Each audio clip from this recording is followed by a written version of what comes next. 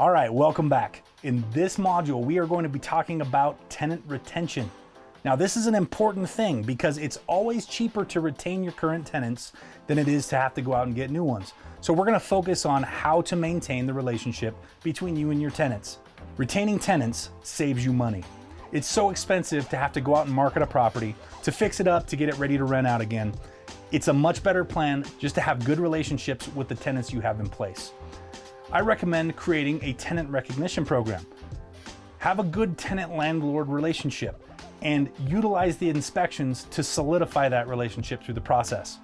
Remember that you have complete control over whether the relationship is a positive one or a negative one.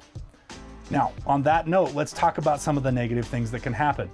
Remember that 1 in 4 landlords are sued by their tenants. It's important that you train your tenants to call you first if there's a problem. Let the tenant know up front that you have a procedure should they have a grievance with the owner.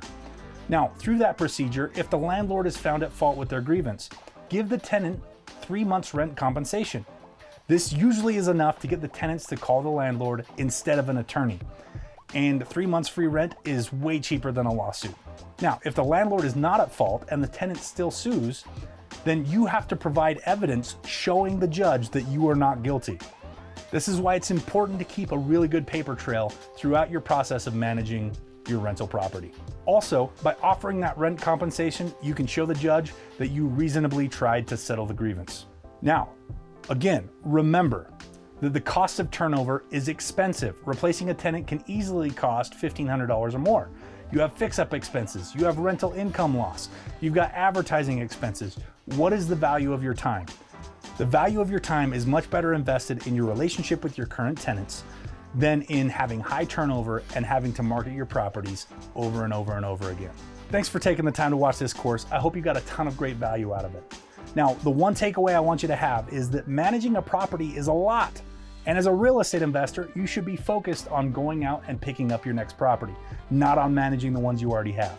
Put aces in their places, hire a property manager, let them do the work on managing. You should be going out and finding and funding new deals.